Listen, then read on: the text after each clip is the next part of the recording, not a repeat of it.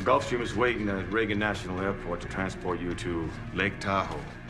And I'll be flying to Los Angeles to finalize Israel's deal. Don't form a witness against the mob has been as crucial or as important as Buddy Aces. Israel is not only essential to our case, he is our case. Okay, retro go. Let's go.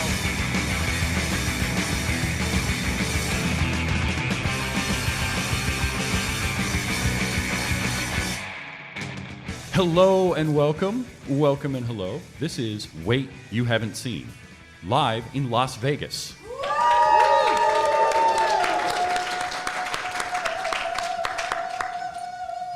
It's a show where we talk about a movie. Specifically, we talk about a movie at least one of us never seen before.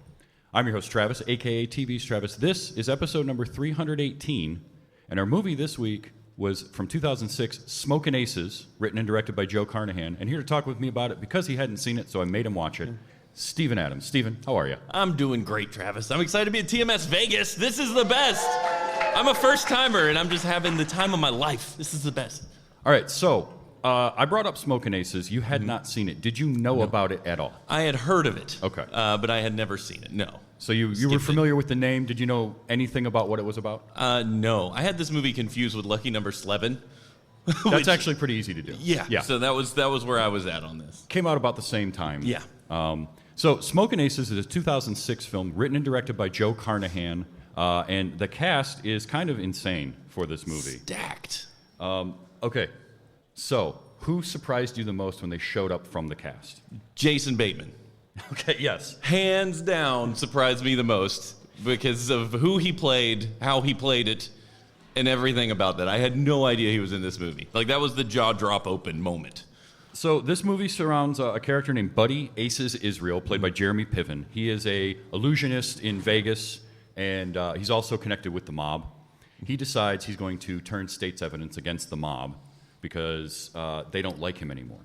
And because of that, our FBI agents, played by Ray Liotta and Ryan Reynolds, are staking out the mob, and they overhear a call about a $1 million bounty on Buddy Israel because this mob boss wants his heart. And that goes out, and now we get all sorts of hitmen going after this guy. He's holed up in a hotel in Lake Tahoe, and it's a very... it gets compared to Tarantino a lot. I think it's actually more of a Guy Ritchie film than it is Tarantino. That makes sense. It's very that feel, but R-rated, bloody. It's very crass, and it just has such a crazy cast. I'm going to give some names. Wayne here. Newton? Yeah, well, you can't do a movie where somebody is in Las Vegas and not have Wayne Newton. Yeah, that was also my other surprise. That was the second top most surprising casting announcement. Jason Bateman, Wayne Newton, So it was great. Jeremy Piven's Buddy Israel. Yeah. He's a lot of fun in this, as he is in just about everything he does. Yeah. I tried to figure out though how much of the card magic he did. It looked like he knew what he was doing. Yeah. Like if they were faking that, he was doing a really good job at it. I think maybe some of the close-ups weren't him. Yeah. But I think he did a lot of that on his own. Yes. I mentioned Ryan Reynolds. This is Ryan Reynolds wasn't Ryan Reynolds yet. Yeah. In 06. So you could get him in this. He ends up sort of being your de facto protagonist by the end. Yeah, I was really impressed with Ryan Reynolds. It's been so long since I've seen Ryan Reynolds not be like a Deadpool character in literally everything at this point, that it was like seeing him try to do a serious actor. Because, I mean, it's hard. I had a hard time placing this movie because it's like either a comedy or a drama plus action. Like, it kind of bounced around those two genres a lot. And that's where I'm saying it's very Tarantino, Guy Ritchie-esque. Yeah. It's definitely inspired by that because they do bounce around a lot. I mean, so Ray Liotta is Donald Carruthers. He's another one. He's great in this. It's so good. But there's so many characters that none of them have a ton of screen time. Mm-hmm. It's bouncing around quite a bit. However, the breakout for me, this was the first movie I ever saw Chris Pine in. Oh, wow. Yeah. And there was a quote so Chris Pine is one of the Tremor brothers. And they are, they're... Redneck, Mad Max, Yeah. Psycho, like the Borderlands insane dude. Like it's like 3 of them. Yeah. You know, just absolute monsters. They're also listed as neo-Nazis. Yeah. And when the first one gets out of the car, he draws with Sharpie like a little mustache on his face. Yes. They fight each other constantly, which is my favorite thing. There's Kevin Durand. If you don't know who he is, Scott would know him as Beanfork. But Kevin Durand is one of the brothers. He is like 6'5". His little brother in this movie, they just fight constantly. Every time they show up on screen, they're just wrestling each other, like body slamming under the hood of a car. It is some of my favorite stuff. There's no words. Kevin Durant doesn't have a single like actual spoken line. It's mostly just growls and guttural screams. Yes. It's just the wildest thing. He plays it so good, just eyes wide open, screaming and growling at everybody. And he's got that big mohawk going on. And Mad Max is a great description because they're wearing like leather and straps all over. What was the tag team from WWE years and years ago with the Road spikes? Warriors. The Road Warriors. Yeah. That's who they reminded me of. Okay. Yeah. And Chris Pine plays Darwin Tremor, who is the only one that actually talks. So he, in this movie, I saw this, and my immediate thought was, that guy's going to have a good career. Yeah. I didn't realize how good of a career he would end up having. But I just was like, there's something about him that works. And I apparently was not alone there because Ben Affleck is in this. He has a small role as a bail bondsman. And he said to the director, if I could take 10% of what I have right now and bet it on somebody, I would bet it on that kid. Oh, wow. Yeah. And I think Ben Affleck was right there. Ben Affleck, he did a killer job in this movie. Like Ben Affleck is kind of the setup, like telling the story of everything that is happening, what's happening, why, laying it all out, and his voiceover while they're kind of telling you all the players in the game, like all the hitmen that are involved. Yeah, is really, really masterfully done. It reminded me, like it had an Ocean's 11 vibe, not just because of Vegas to me, but like that. Like Guy Ritchie, Steven Soderbergh kind of like style. Well, you got to have an exposition dump and get all your players on the board, and Affleck is great at that in this he did movie. A really good job. And he's a bail bondsman who also is working with Pistol Pete Deeks, played by Peter Berg, he's acted, but he's also a director. He directed one of my favorites, The Rundown. Oh yeah, that's a good with movie. Dwayne Johnson. Yeah. And then Martin Henderson is their friend who's like an ex-cop, and he doesn't really know what's going on. His arc in this is great. So the 3 of them are on their way to bring back. They've been hired to bring Buddy Israel in because he jumped bond. On their way there, the Tremor brothers drive by in their beat up old it wasn't an Impala, but it was some old muscle car, just blasting metal music. They drive past in the background, and then the car backs up. And meanwhile, it's just a conversation going on. Then the 3 guys who, to this point, have been our main characters in the movie, just get shot, and that's it. They're just done. blown away. Yeah, like a whole drive-by, the and whole thing. All because one of the guys in the Tremor car saw that they had security uniforms for the hotel they were going to, so they just shot them all. Take that. And now they're going to go, because they're going to do their hit on Buddy Israel. That's what stunned me the most, is because Ben Affleck, up to this point, has been like the one guy holding it all together, the glue of all these teams. He's sitting there with just documents on a car, having a casual conversation, and out of nowhere, they're gone. And I was like, wait, what? Yeah, Did we just waste Ben Affleck like right away? But he's not done yet. Ben Affleck has another shining moment with Chris Pine. That's pretty great. So Darwin gets out, and he walks over to him, and this scene is one of my favorites ever. It's so good. Ben Affleck's character now is dead, and Darwin stands over him and starts moving his mouth and talking like him. Like, I forgive you for shooting me. It's okay. I'll be in heaven. I'll see you soon. And Darwin talking back to him, and it's just Ben Affleck just laying there. It's like absolutely grabbing his mouth hilarious. and like making him smile, and makes pulls him his eyes smile. open at one point to like look at him. It's like, what is happening? And for Affleck to be like, yeah, I'll do that. Yeah. I love stuff like that. It's so good. This whole movie takes place in this hotel, and it just keeps getting crazier and crazier.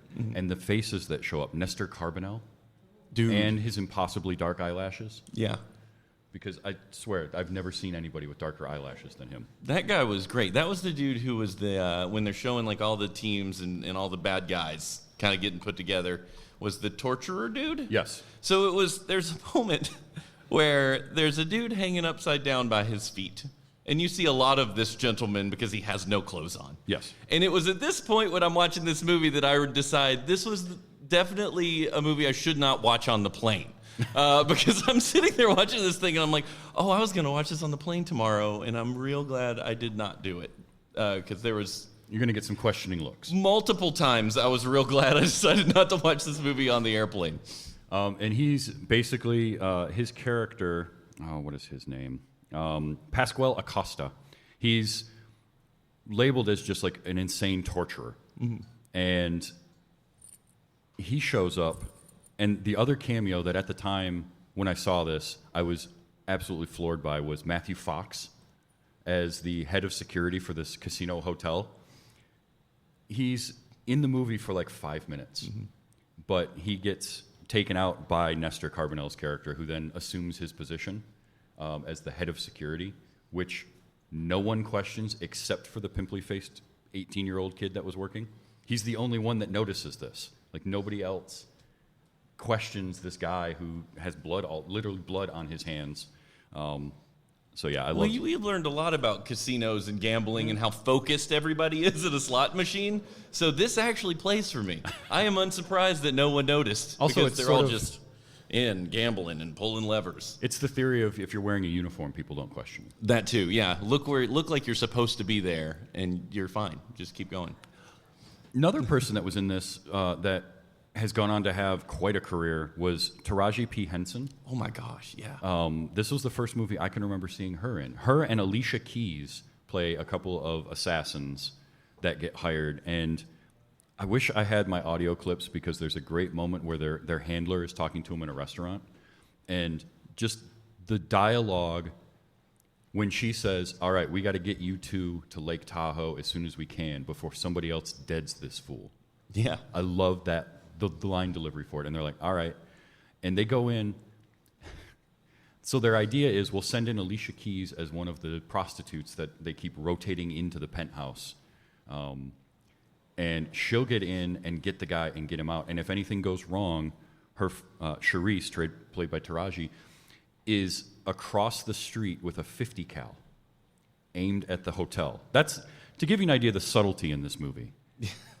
That's their plan, is if anything goes wrong, I will rain down hell with 50 cal. It's a gun as long as this table. It's yeah. Unbelievable. And what's cool is they put you in this position with those two to make them seem like they're kind of the amateurs of hitmen. Like they've done jobs, but this is like the big thing. They would put them on the map where everybody else, seems to have some history doing it. Mm-hmm. But then they walk in easily the most professional of the bunch. Well, minus one dude, Tom the Soot. Oh, yeah. Yeah, but they're otherwise the best ones seem to have it figured out how they're going to do it. Yep, and then you mentioned him, but Laszlo Soot is the last of the assassins going after him, and he is his introduction is absolutely hilarious. So he is supposed to be like the perfect infiltrator. Nobody's ever seen his face. They just know the name. And his introduction is some people walking down the street like bodyguards, and you've got all the people at a crosswalk.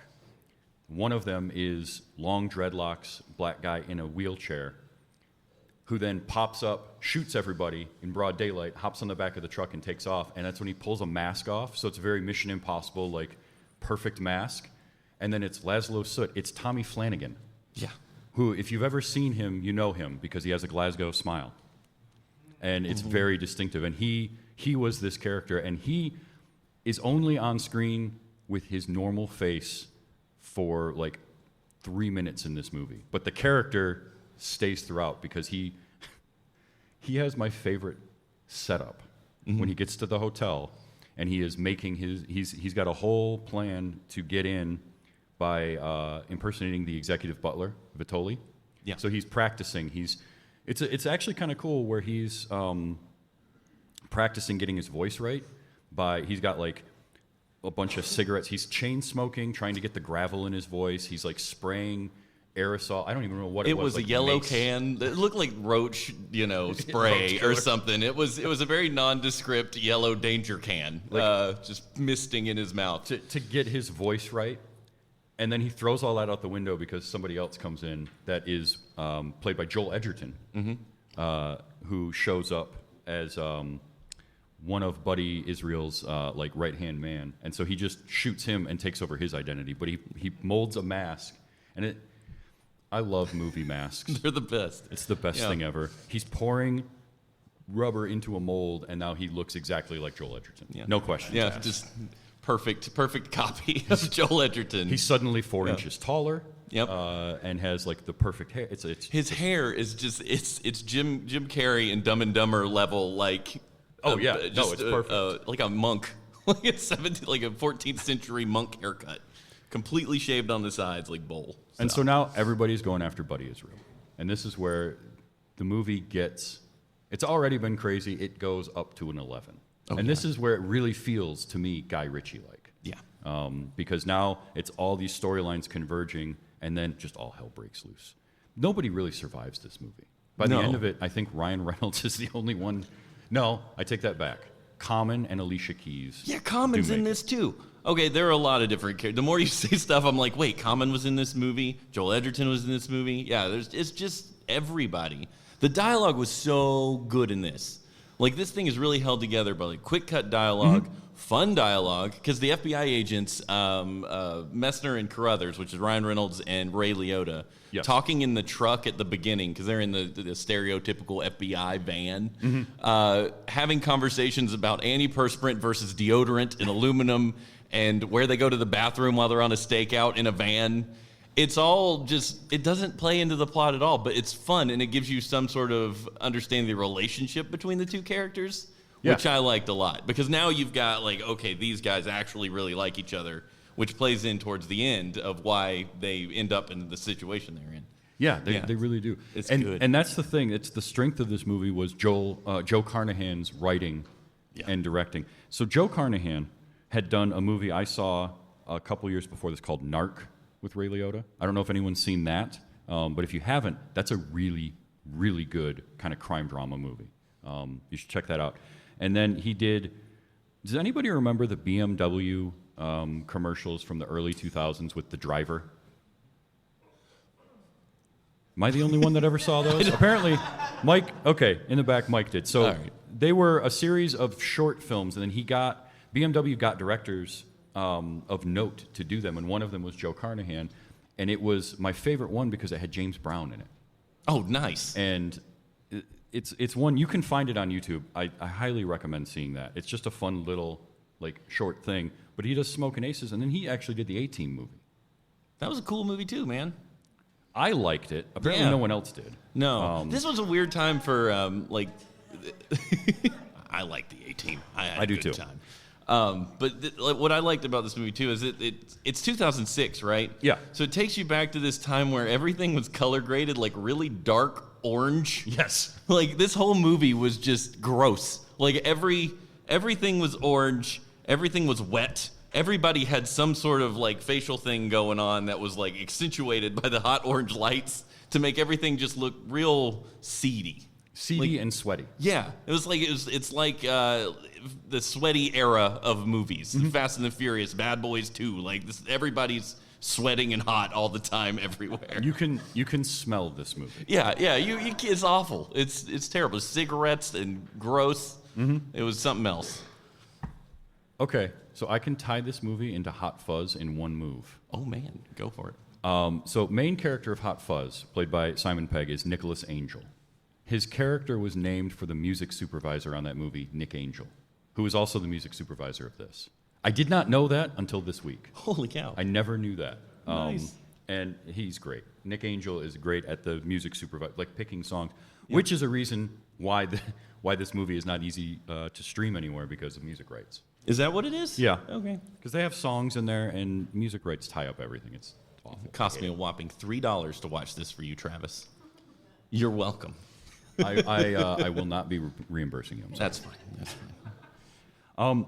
Did you have a favorite character in this? Because there's so many of them, and they're very two-dimensional kind of caricatures, but that's what you're going to get in a movie like this because there's so many of them. You can't go super deep on. There's a couple that get kind of a character arc. One of them is Hollis, played by Martin Henderson. But most of them are very kind of flat. But did you have one in particular that stood out to you? Yeah, they're all so terrible. It's hard to be like, I love that guy. He's great. He murdered all those people the best. Like, that's nothing about that seems like a good thing to say. But what was the dude, eyelashes guy that you were Nestor talking? Carbonell. Yeah, he was captivating. He was awful. But he was stunning to watch. He was, because you could tell as a character he enjoyed inflicting pain on people. Yeah, which is not why I loved him, Travis. It was just the performance was great. Well, that's it. It comes through in the performance, though. It's not the character you like. It's Nestor Carbonell. Yeah, I'll need that to be clear for the internet in this room full of people that I know and love. He is incredible in this because of that. And everybody in this. What I love about it, and I've talked about this recently on a few episodes, is crew and actors really bringing their A game for a director that they like. You can tell when everybody involved wants to be there and really enjoying it. And when you have an ensemble like this with so many faces, none of whom are huge stars at the time, but there's still a lot of known quantities, you can tell when they want to be there because every performance is good. Nobody phones it in this, including the kid, by the way. Dude, that kid worked hard. Like, there's a moment in this. So Martin Henderson's character is one of the three that gets shot, but he doesn't die, even though they dump all the bodies. He wakes up like with hypothermia and half of his hand shot off, and he stumbles away and finds his way to this house. And the kid that opens the door, he's like a 13-year-old kid in a karate gi with severe ADHD. Oh, yeah. This was 2006. We didn't understand it very well We back didn't then. at all. Yeah. And he's talking street the whole time, like he's trying to be tough. Oh, he's got an eye patch. Oh, yeah, Yeah, that's right. He's got and this he's headband. 13 years old. He's all of like 80 pounds, talking about how he's like bobbing and weaving and ready to hit him. It's some of the most ridiculous stuff. And his grandmother, who's raising him, is just smacking him in the back of the head. So oblivious. Oh, you kid, you just get out of here. That boy, I don't know what to do with him. It's so good. It's kind of tropey, but it's really, really fun. But again, you're going to get those kind of tropes in a movie like this. You got to hit all the beats. But Hollis goes through all of that and then ends up taking her. She had a handgun for whatever reason. It was her husband's. Her husband's, yeah. And he just goes to the hotel and ends up happening to run into Darwin. Well, that's after they give him a bath. Oh, that's right. That really weird scene where she Well, he had puts hypothermia. Yes, they put him in the warm tub, but then she leaves him with this psycho kid. It's like trying to punch him while he's in the tub, yelling things at him. It's the wildest thing I've ever seen. There's so much going on in this movie that it can be kind of hard to keep up with all of it. But every time the Tremor brothers are on screen, so they get to the hotel and then they lock down the hotel because security finds out about it, right? So everybody's in the hotel. Now the Tremor brothers are in the elevator changing out of their Mad Max gear into uniforms when the elevators get shut. At one point, mid-changing, the elevator doors open up, and it's Alicia Keys' character. She just sees them half naked, and they're just staring at her. And again, Kevin Durant, not saying any dialogue, just grunting at her. And she just backs up, lets the doors close. And they keep going. They're like in their tidy whities, just like getting dressed. It's so awkward and so weird, and you can't look away because it's just filmed so it wants your attention. Well, and there's the Guy Ritchie aspect of it. Carnahan has a way of having this hyperkinetic energy in his movie that keeps you locked into whatever's going on, regardless of the ridiculousness, because none of this makes any sense at all. But you can't help but keep watching just to see what the hell is going to happen next. And when it finally all goes down and there's a big shootout in the hallway, that was insane. Oh, yeah. Yeah, there's just parts and blood and guts, and it's violently rated R. Very much so. Because when the Tremor brothers come out, they have flares in the elevator that they've lit, so it's just smoke. So the elevator door opens up, smoke starts rolling out, and you've got all these FBI agents and security and all that, watching this happen, and then a little like 5'7" dude with 2 machetes just comes running out screaming and starts hacking at people. Yeah, it's like these guys swung by a mid-mall kiosk where you buy brass knuckles and knives and stuff. Like, that's their style. That's who they are as people. Yeah, you know? It's just spikes and brass knuckles and a chainsaw. Yeah, and a chainsaw, because why not? That sounds great.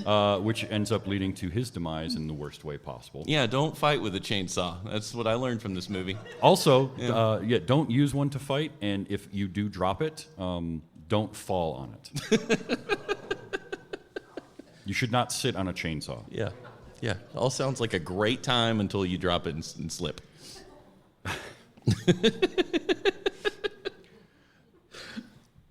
Is this a movie that if you had been able to go see it in 2006, 2007 in the theater, would you have gone? Yeah, I don't know why I didn't go see this movie. I saw like every movie back then because I had time and a little bit of disposable income.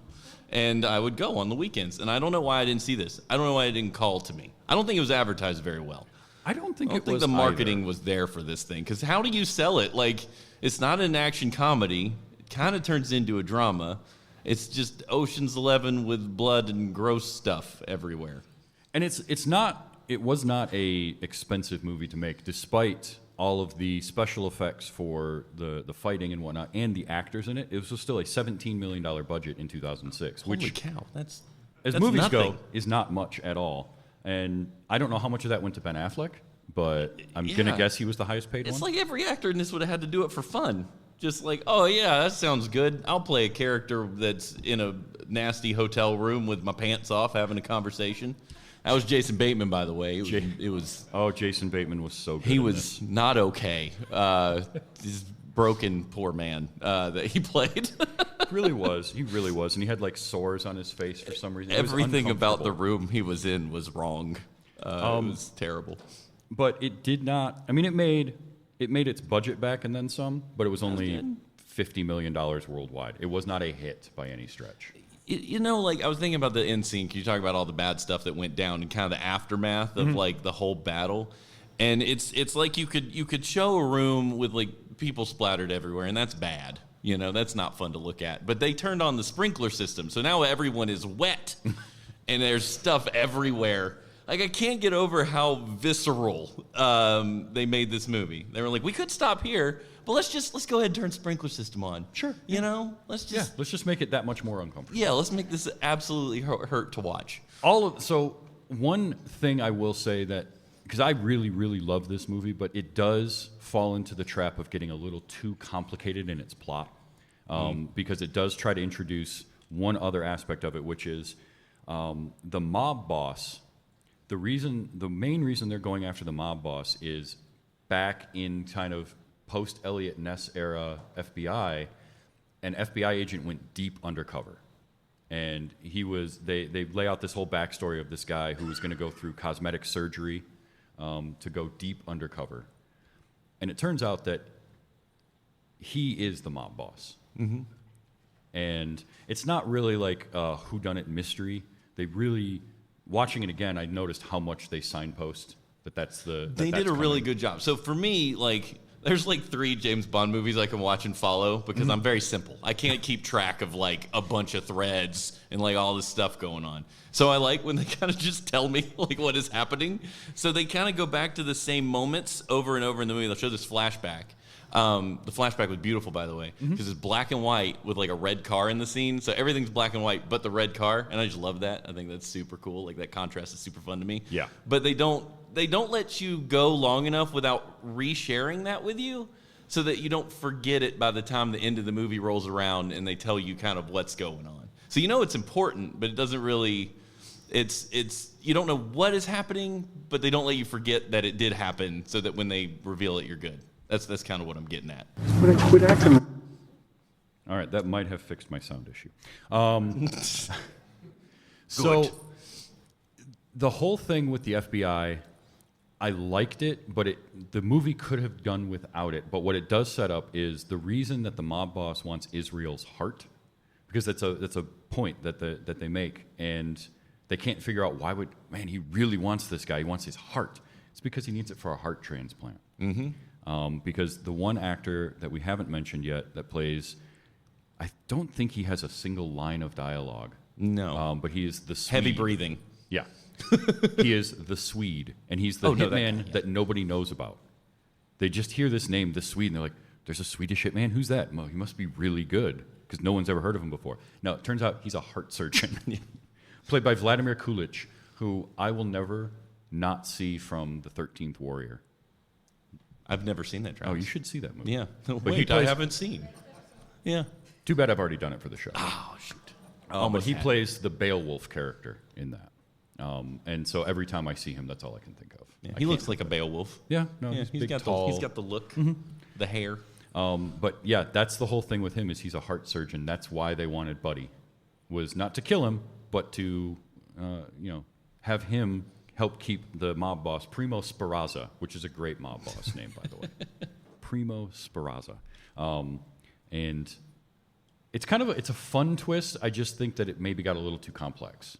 Yeah, I get that. It was a lot to kind of pull together. It's almost like it's an afterthought. Like all the fun stuff, all the main plan was the hitman and the guy, but then like how they wanted to tie all that up was kind of like, okay, how do we make it so that this makes sense? Yeah. Like, why are we all actually here? Or what makes the FBI agents, their whole relationship change, or the relationship with the agents to the FBI change? Because that was a big deal.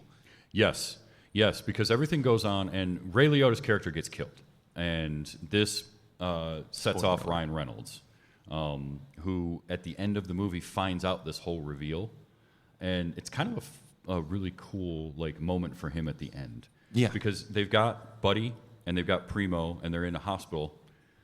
They're hooked up to machines. It's breathing for them. They're prepping them for the surgery, and Ryan Reynolds is like, well, I'm not going to let this stand. And he just goes in and pulls the plug on them. Well, all that was because those guys, they left the FBI agents in the dark. Yeah. So, right, the FBI is telling them, you got to go get this guy out of there to save him because he's going to rat on the mob and everything. And this is what they think they're supposed to do. So they go in, and they've got this whole plan to beat the hitmen there so they can save them. Ray Liotta goes in, and he's trying to go get to the guy, but he ends up with the elevator with dark eyelashes, who you've said his name 4 times, and I can't remember what it is. Nestor? Nestor? Okay. We'll just say Nestor. I can hold that in here. Okay, it's perfect. rattling around. Okay. So he ends up in the elevator with Nestor, and they have this standoff where, you've got the bad guy, and the good guy doesn't know that he's in the elevator with the bad guy. The bad guy's trying to decide, am I going to murder the good guy? Is the good guy going to murder the bad guy? They kind of figures it out because in the Ben Affleck exposition of this bad guy, he told him that he had gnawed off the ends of his fingers so nobody could identify his fingertips, right? That's also really gross to watch. Anyway. But so Ray Liotta notices this dude's got really jacked up fingers, and he's like, "Oh no, I'm in the room with the dude." So he unclicks his gun, and they try to shoot each other, and one bullet is not enough from either of them, so they just It's all over each other. It's all yeah, of the it's just completely empty, in an elevator. Yeah, they're hitting, or these bullets are going where they need to go. But yeah, so this dude dies, or sort of dies, should be dead. Lives longer than he should. A lot of people live longer than they should. Yeah, in this, all the bullets went right here. Yeah, the number of bullets that enter these people and they're still breathing or moving. Is impressive. Yeah, but again, it's the that magic of Hollywood. Yeah, it's that hyper stylized type of stuff. I love it. Yeah. I lost the train of where I was going. Anyway, Ray Liotta's dead. Ryan Reynolds is mad because Ryan Reynolds finds out that, oh no, they sent Ray Liotta in there and he had bad info because we actually aren't going to make this deal. Buddy Israel isn't going to get saved or isn't in trouble or whatever. This whole big thing. And that's why Ryan Reynolds ticked off at the end because his FBI director, played by Andy Garcia, because it's a movie about Vegas. So you put Andy Garcia in it. Ocean's 13. Yep. Ocean's 11, 12, 13. He was in all of them. He was in all of them. Mm-hmm. Yeah. I was thinking, anyway. But yeah, so Andy Garcia's like, hey, this is just how this works. You're never going to tell anybody what you did or what we did here. And Ryan Reynolds is like, okay, fine, I won't. And then they leave him alone with the 2 bodies for whatever reason, because that makes sense. Always it's like, great okay, decisions being made. Don't you do that. Don't do anything bad. And he's like, okay. Then he goes in and unplugs both of them. And the credits roll, and it was so cool. It's a great. The music was end. great. It was drama at the end, and it was watching Ryan Reynolds work like at being someone other than who he is, like lightning fast jokes. I was impressed. Like I'm like, oh, this dude still has it, you know, or has it still, but they don't want him for this stuff anymore. No. I'm assuming because he seems to just play Deadpool all the time. Well, if they keep paying him to do it, I mean, I get it. I mean, hey, you pay me a few $1 million, I'll do whatever. That's fine. I'll go on what you haven't seen. I'm gonna see. I'm kidding. That was a joke. Checks in the mail. I love you. Don't cash it for a little while. But Okay, all right. Just hang on to it. I'm gonna see if this works or not. Yeah. Nope. Did you have a backup plan? No, I did not. Did we figure it out? I have a whole bunch of. Bitch, I'm about to. There it is. Okay. You I'll play can 'em make from this here. work. This is the little kid, and at this point, I don't know why, but this line has stuck in my head for almost 20 years now. This kid is just hyperactive beyond belief, and when he threatens Martin Henderson with, Bitch, I'm about to ball this. and he puts his hand up and he's like, I'm about to ball this, like he's gonna punch him, and it's this 85-pound kid with an eye patch It's so good. threatening this guy With these who's big got glasses. no hand. Yeah. I'm just trying to help you visualize. He's got his gi on, but it's open up top. Like he's not tied it together. It's unbelievable. He's not the Karate Kid. This is a line that was in the trailers for it, but they slightly modified it to make it safe to play on TV and whatnot. Yeah. But this was a great line because they're talking about this is the bail bondsman getting ready to set everything up, and they're like, Correct me if I'm wrong, but I think they're gonna pour boxes of bullets into his ass. Yeah. which no, that's Spoiler alert, they do. all of them. Yeah. They brought a bunch of boxes. They used them all. They used every bullet they had. This was Ray Liotta, and this one I feel like is very kind of true to life, a little bit in. You show them your ID with the letters FBI in all caps. It's instant compliance. I've seen it happen 100 times. I mean, that's true. Yeah. right? Yeah, sure. It's the whole uniform thing, which happens in this movie because that's how Nestor's character gets in. Is he has a fake FBI badge and shows it to the kid working, which gets him to everything else because nobody's questioning the guy with the FBI badge. I felt really bad for the kid at the front desk because I'm like a super empathetic person, and I watched this kid like completely just let this FBI agent in, and then later they're coming in and questioning the kid. The actual FBI. Yeah, the actual FBI is showing up, and he's like, well, I did see the same guy who came in, the FBI agent I saw, come back through, and he had on our security uniform. And I'm like, oh, that might have made sense in the poor kid's head. He works the front desk, and they're like, why did you do that? Why didn't you didn't think that was weird? And I'm like, oh, this poor kid's not think about this every day of his life. Right. It's just the worst. This is the line I mentioned earlier. I just love Fast as we can get you there. We wait any longer, someone gonna dead this fool. That was good delivery. That's was a awesome. great way to say they're going to kill someone. Yeah, someone's going to dead him. I love talking in code when movies do that because it just sounds cool when you use code words for stuff. Buddy gets up in the morning and there are several prostitutes in the room, and he goes to his guy and he tells him, and it's the wording of this that I liked. These flowers have wilted. Call the florist. I need you to chill. I need you to call the florist. Because anybody listening in on that room is not going to know what he's talking about. Yeah. Yeah, So that was creative dialogue. That's what I liked so much about the movie. The dialogue was so fun, and it was so snappy, and they had so much just interesting words they used through the whole thing. Speaking of interesting words, this is a great way to pronounce his name. This is Chris Pine, who again is playing like a redneck character, and his accent cracked me up. Yeah, it's pretty good. But he gets confronted at the end. Martin Henderson's character makes it back to the hotel. He is still suffering from hypothermia. He is absolutely pissed off, and he happens to run into Darwin in the parking garage. And it's the way Darwin says this name, because Is that who you was here for? Israel? Israel. I've never heard it pronounced that way before. It was not a bad accent. Like, as a real Southerner, I wasn't that offended.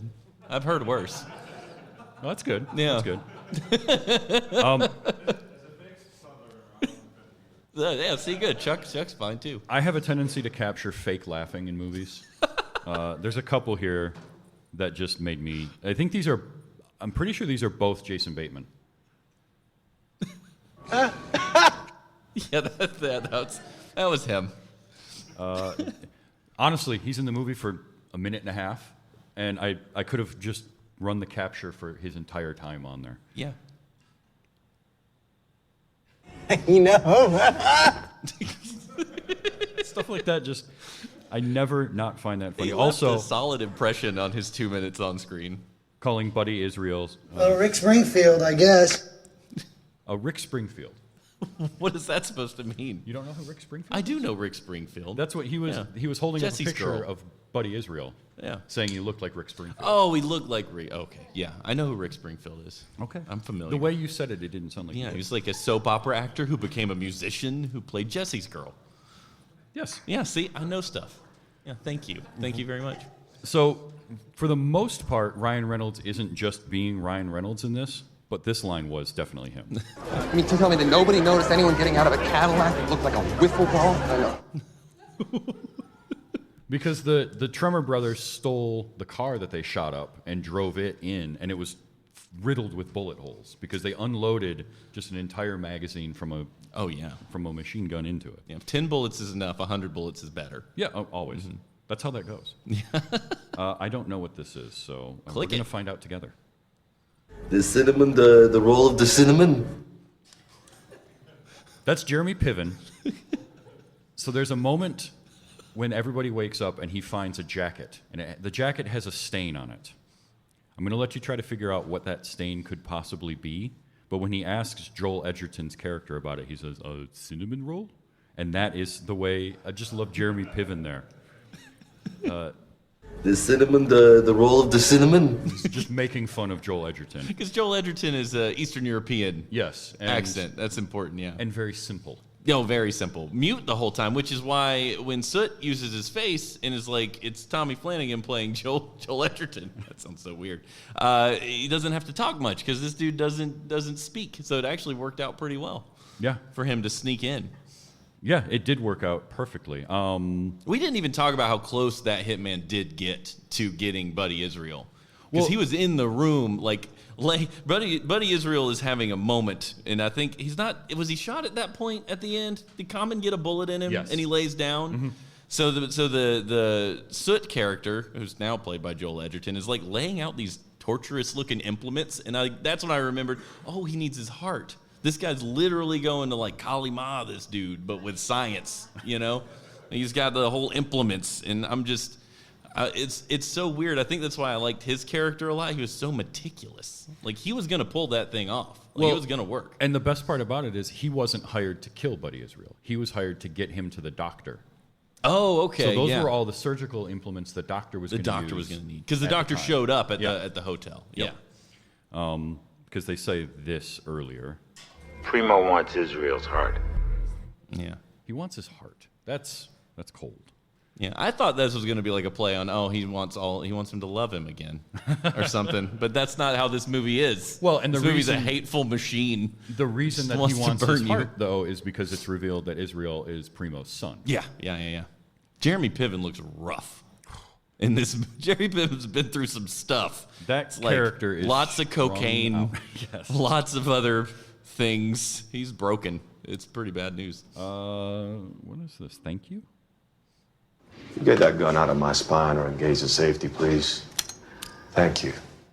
Was Andy Garcia Southern the whole time in this movie? Because I feel like the accent came on in the last scene, but he wasn't Southern the rest of the movie. He was Andy Garcia throughout the whole movie. And he's one of those actors that is able to be monotone. Yeah. And yet it doesn't bother me. Yeah, but he has like a Texan twang going on. There's a little bit of that there. In there. You know, that voice reminds me of the dad from Son-in-Law. You remember that guy? Yeah. Or the bad lawyer from My Cousin Vinny? Yes. What's that guy's name? Oh. And you don't have to look it up right now. I know who you're talking Someone about. Someone out here knows who I'm talking about. No, that's the judge from My Cousin Vinny. But no, that's great. I love Fred Gwynn. He was in The Munsters. Yeah. Yeah. Lane Smith. Oh yeah, I love that dude. I love him as an actor. I hate every character he plays. He's terrible. He is so good at playing a guy you just want he to can punch. narrate my biography though. That'd be pretty cool. This is another Jason Bateman one. I got to play this one. You know, still this day, never punched in the face. That's something to be proud of, honestly. Yeah, never been punched in the face. You couldn't tell. He looked pretty rough. He did look rough. Yeah. That orange color grading just does something to humans. It really, really does. It's a lot. So the 50 cal, when she busts that out, which, by the way, I love the reaction to it. It's like, are you trying to shoot down a jumbo jet? Oh, good. Yeah, because, again, it's as long as this table. But she has a name for it. Come on, man. You know I had to bring Big Mama through. See, Big Mama? Big That's a Mama. good name for a gun. If I had a big 50 cal, I might call it Big Mama. And I mentioned Peter Berg earlier. He's a director that's done Friday Night Lights. Yeah, that's a Peter good Berg. one. Yeah. But as an actor, I think Very Bad Things might have been him as well. But as an actor, he usually plays kind of very simple characters, but he has this line, and this one really got me. But quit acting like someone took a shit in your cereal bowl, all right? Reed paid us $50,000. I don't know why that made me laugh. It just did. Sometimes it just works, man. Yeah. It works for you. This movie had a sequel. It did. I noticed that today when I was Googling some facts. Don't watch it. Oh, yeah. If you liked this, don't. Yeah. Because it's not nearly as good. It's a prequel. It takes place before this, and the only character that's in both of them is Laszlo Soot. Oh, that's not interesting at all. Doesn't make any sense to me. Because Soot's cool as a character, like as an idea, kind of like as a ghost hitman, but like he's not the captivating thing about the movie. But the whole thing with this movie is that it's a mob-related thing, Yeah. and the prequel that they made has to do with a different FBI agent getting a hit put out on him or some. I don't know. I can't remember. They didn't have to call it Smokin Aces 2. No, they could have called it Smokin Spades. It is the case of a spec script. Yeah. For something completely unrelated that they just slapped the name on. Yeah. Because this movie was mildly successful. Yeah. We'll try to cash in on that. So just don't waste your time with that. Watch Smokin Aces. Don't watch Smokin Aces 2 Assassin's Ball. Yeah, it's not good. It's a terrible subtitle. Like, you didn't need a subtitle. No. It would be fine. Electric Boogaloo, yeah. Yeah, I mean, you can watch Smokin Aces. Just don't watch it with if you're sensitive to lots of violence or you're on an airplane with lots of people. It is incredibly violent. And that's where it gets the Tarantino. But it's not the same It's as not his style. Tarantino No. violence. Tarantino's like quick and over with, you know, to a lot. Like Django Unchained ending, kind of the exception. But like, it's most of the time it's like it's a hit and then you're done. This thing just dragged on, particularly the end battle when they get out of the elevator and the sprinklers are going off and Taraji P. Henson's just mowing down people with a 50 cal from 800 yards away. From a hotel across through the a street. hotel window. And she can't see who she's shooting at. She just knows that her partner is in trouble and she's in this vague area. They're just shooting across the way and it's like tank shells going into the room. People are getting thrown like 500 feet the other direction. It's amazing. But that's where it feels, the energy of it feels more Guy Ritchie to me than it does anything else. Yeah. So, Alex. So first of all, I haven't seen this movie. Uh-huh. Following along on my phone, looking at images. Yeah, very violent. I stumbled upon the chainsaw thing. That's freaking crazy. Second thing, as I was doing that, an article came up saying that Smokin Aces is a better assassin movie than John Wick 4. And I thought that was very provocative. Having not seen Smokin Aces, I was curious if you had a position on it.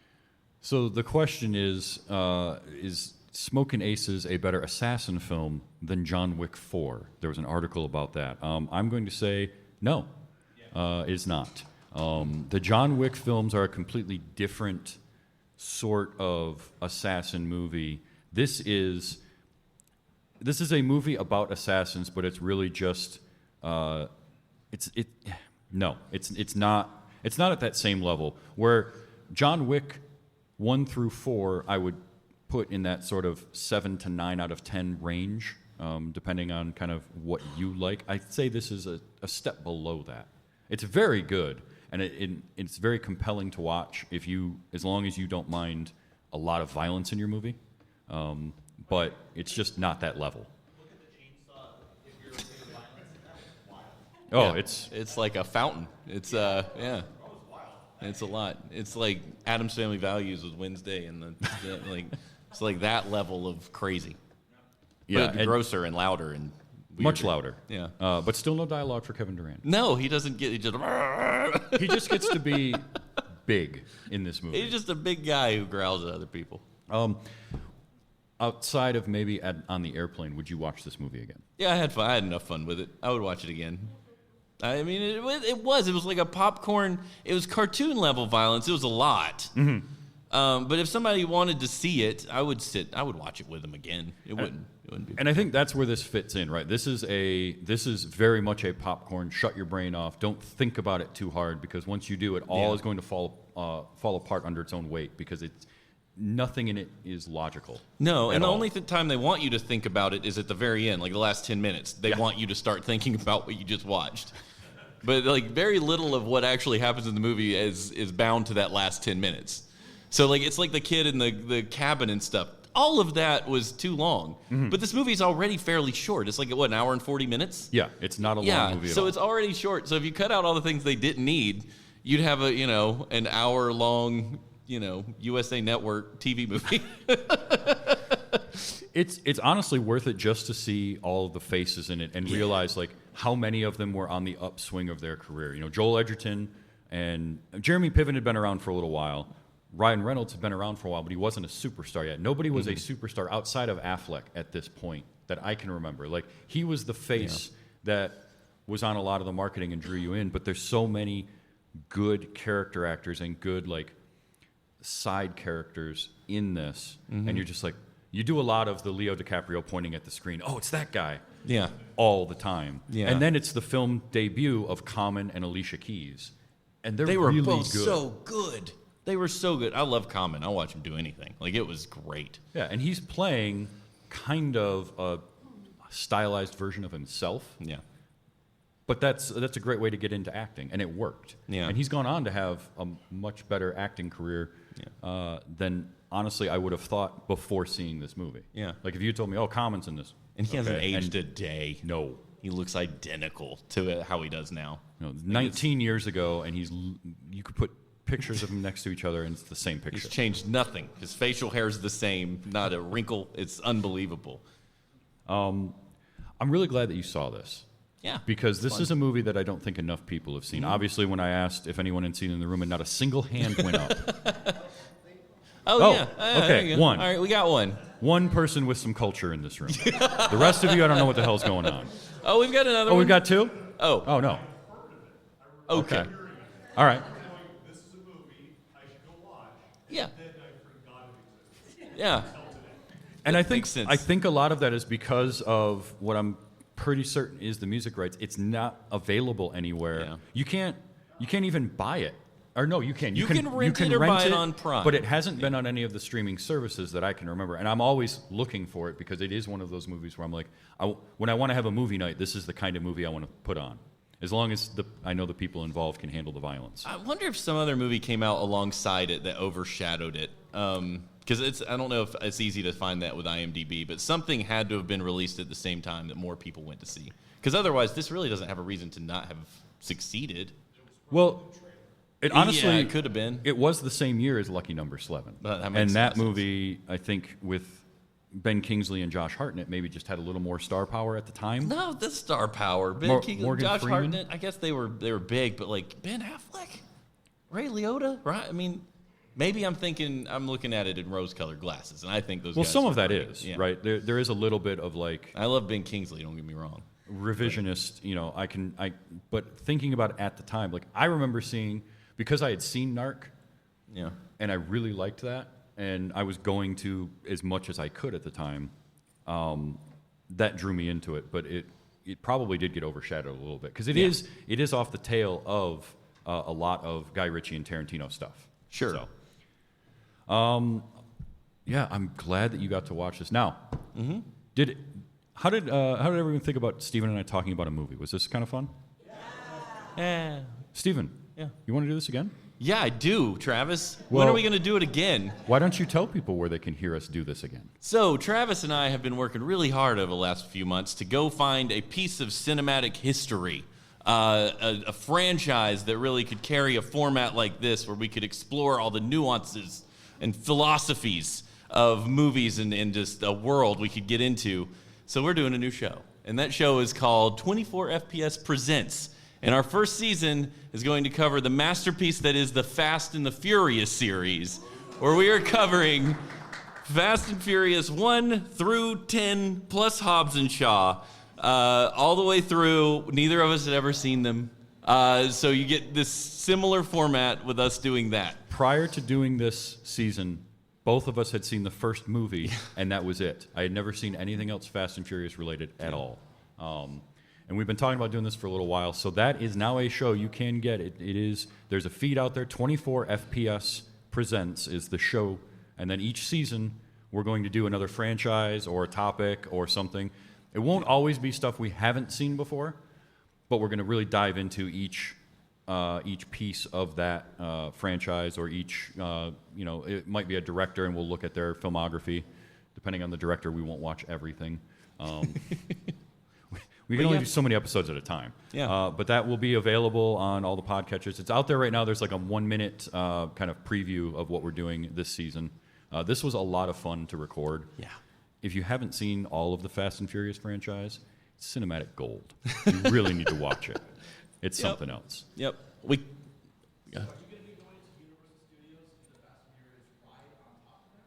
Depends on how many patrons we get, yes. Mike. If we get enough patrons, we can maybe do that. I don't know. What do you think? Because I would like to. That would be a lot of fun. We would love to. But 24 FPS Presents is the new show. That will be, first episode will go live in 1 week from today. Yep. Or 1 week from tomorrow. It's going to be a lot of fun. Much fun. We had way too much fun recording that. I'm also convinced that the only person that owns fewer shirt sleeves than Shane is Vin Diesel. It was great. If you enjoy this show, you should check it out. I do it once a week, every week. Since 2019, I've missed 1 week. Since then, 318 episodes now. And I record usually on Sundays. If you want to watch it live, you can at twitch.tv/tvstravis for every Sunday night, 8 p.m. Eastern Time. And then it comes out as a podcast everywhere you can get your podcasts, including YouTube in a video format. I don't know what I'm going to do for video for this, but we'll figure it out. We'll figure it out, yeah. And that's on Wednesdays. You can find all of that at tvstravis.com, including links for the new show. So there'll be links for this, for that show. You can join my Discord and chat with me about movies or the hobby projects that I'm working on. And there's also a Patreon for this show that helps me do things like a live show in Las Vegas once a year.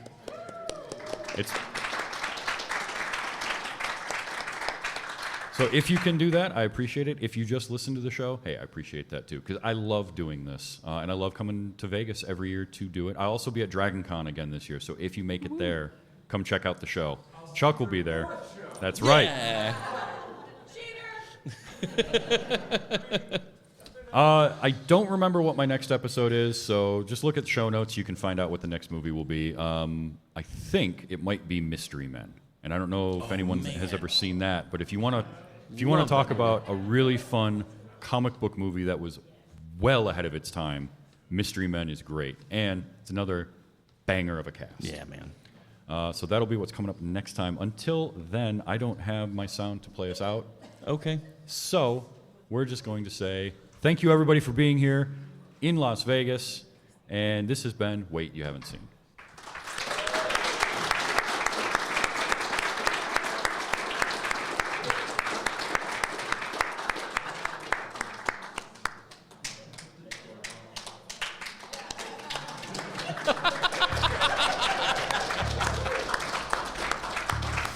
Thank you. That is the correct length of the clapping.